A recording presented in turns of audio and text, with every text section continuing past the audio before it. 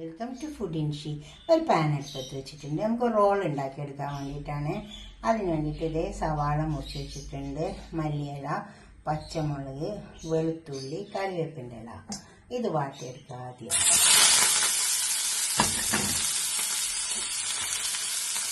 പിന്നെ അതിലേക്ക് ബീഫ് വെച്ചിട്ട് റോൾ ഉണ്ടാക്കാൻ വേണ്ടിയിട്ടാണ്. ബീഫ് വേവിച്ചിട്ട് വെച്ചിട്ടുണ്ട്. ഇതൊന്ന് വാരി വെക്കാം.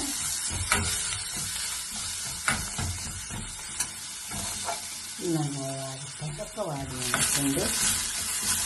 ഇതിലേക്ക് നമുക്ക് വേവിപ്പിച്ച് വെച്ച ബീഫ് ഇട്ട് വെക്കാം.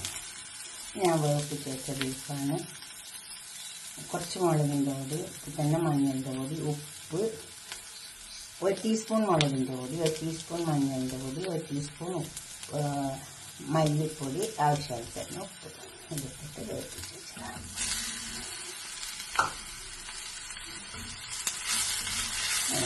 വേവിപ്പിച്ചെടുക്കാം.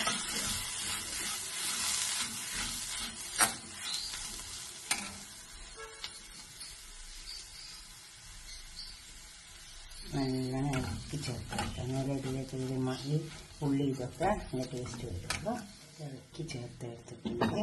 ഇതിലേക്ക് കുറച്ച് ഗരം മസാല പോലെ ഇട്ടെടുക്കാം.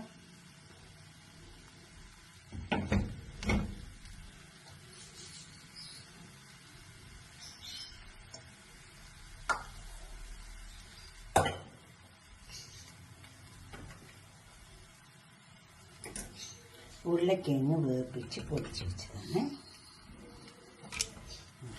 നന്നായി ഇളക്കി ചേർത്തെടുക്കാം. ഉരുളക്കിഴങ്ങ് ഉപ്പ് പുഴുങ്ങിയതാണ്. ഉപ്പ് നോക്കിയിട്ട് ഉപ്പിട്ട് കൊടുത്താൽ മതി. പിന്നെപ്പൊടി കൊണ്ട് കുറച്ച് അതും ഇട്ടെടുക്കാം. ഇത് നന്നായി ചേർത്ത് ഇളക്കിയെടുക്കാം.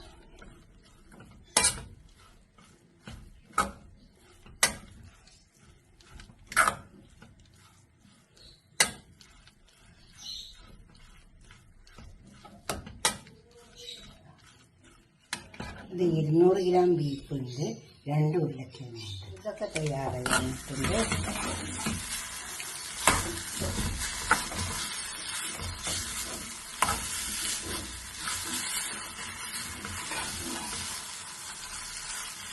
ഇത് വെച്ചിട്ട് നമുക്ക് റോൾ ഉണ്ടാക്കി കൊടുന്ന് വെച്ചിട്ടുണ്ട്.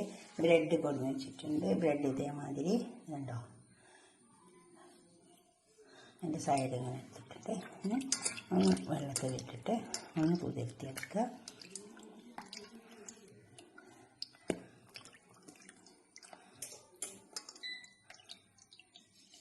വെള്ളം അങ്ങോട്ട് പിഴിഞ്ഞെടുക്കുക.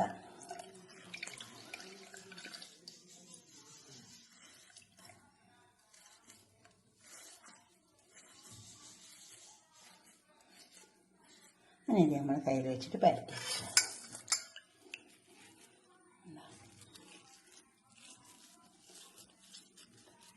ഇതുപോലെ പരത്തിയെടുക്കാം. നമുക്ക് റോൾ ഉണ്ടാക്കിയെടുക്കാം. വേവിപ്പിച്ച് വെച്ച മസാല ഇതിലേക്ക് വെച്ചെടുക്കാം. വലിയ പണിയൊന്നുമില്ല കേട്ടോ. ഇതിന് ഞാൻ റോളാക്കിയെടുക്കാം.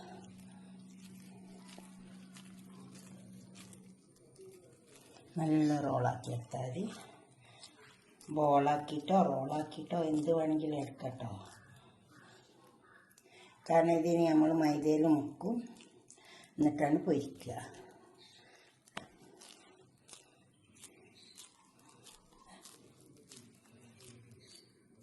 ഇതുപോലെ നന്നായി ബോളാക്കിയെടുക്കുക.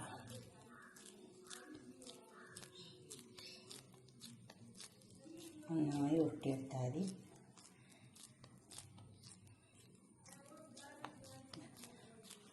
നന്നായി ഒട്ടി. അതുപോലെ ഞാൻ കയ്യിൽ വെച്ചിട്ട് ഞാൻ നന്നായി റോൾ ചെയ്തെടുത്തിട്ടുണ്ട്. ഇതുപോലെ ഉണ്ടാക്കിയെടുത്താൽ മതി. അങ്ങനെ തന്നെ ഒരു ബ്രെഡ് എടുക്കുക, വറുത്തെടുക്കുക.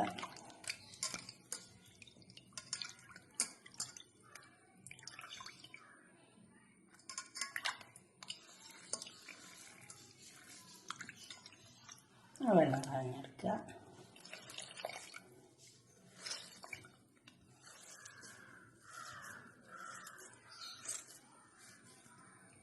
അതുപോലെ തന്നെ നന്നായി വെള്ളം കളഞ്ഞെടുക്കാം. എന്നിട്ട് ഇതേപോലെ നമ്മൾ കൈൻ്റെ അടി വെച്ചിട്ട് തന്നെ ഒന്ന് പരത്തി കൊടുക്കുക.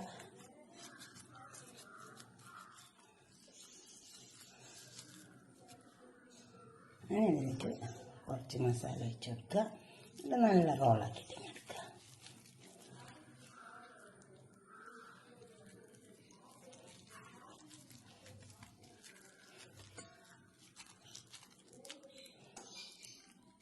നന്നായി കവർ ചെയ്താൽ മതി.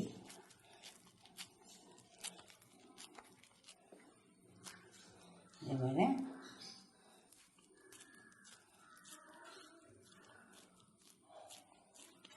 ബാക്കി 1-2 ബ്രെഡും കൂടി ഉണ്ട്, അതും കൂടി ഉണ്ടാക്കിയെടുക്കാം. ഇതാ കലക്കി വെച്ചിട്ടുണ്ട്. ഉപ്പിട്ടിട്ട് കലക്കി വെക്കണേ. അതുപോലെ തന്നെ കുറച്ച് കോൺഫ്ലവർ ഉണ്ട്. ഇത് നമുക്ക് ആദ്യം ഈ റോള് മൈദയിൽ മുക്കി കൊടുക്കുക. ഇനി നമുക്ക് ഈ ബ്രെഡ് ക്രബ്സിൽ മുക്കിയെടുക്കാം. പൊരിച്ചെടുത്താൽ മതി. നല്ല ക്രിസ്പി ആയിട്ട് പൊരിച്ചെടുക്കാൻ പറ്റും. അതെല്ലാം നമുക്ക് ഇതുപോലെ മൈദയിൽ മുക്കുക. മൈദ വെള്ളത്തിൽ കലക്കിയാൽ മതി കേട്ടോ.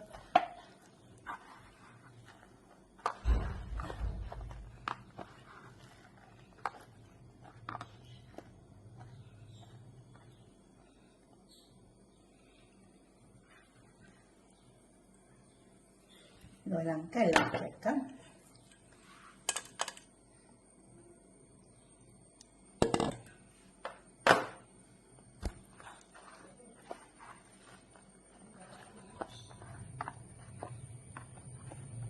നല്ലോണം ഒട്ടി വെക്കണം. നമുക്ക് വെച്ചിട്ട് ഓയിൽ ചൂടായി വന്നിട്ടുണ്ട്. ഇതാ കൈ പൊള്ളാണ്ട് നിൽക്കണം ഉള്ളവർക്ക് വേണ്ടിയിട്ട് ഇങ്ങനെ ഇട്ട് വെക്കാൻ മതി കേട്ടോ. കണ്ടോ, ഇതേപോലെ ഇത് വെച്ചെടുക്കാം. എന്നിട്ട് നമുക്ക് വെക്കാൻ മതി. അപ്പം നമ്മളെ കൈ കൊള്ളൂല. പൊരിച്ച് ശീലമില്ലാത്തവരൊക്കെ ഇങ്ങനെ ചെയ്താൽ മതി. ഇത് വേവട്ടെ.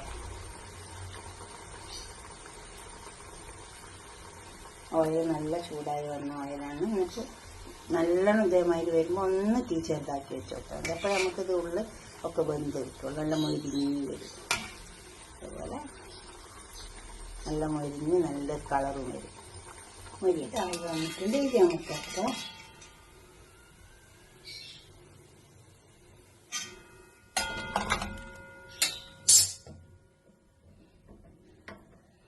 നമുക്ക് അടുത്തതിട്ട് വെക്കാം. കൈ കൊണ്ട് വെച്ച് വെക്കണം. ഇങ്ങനെ വെച്ച് വെക്കാം.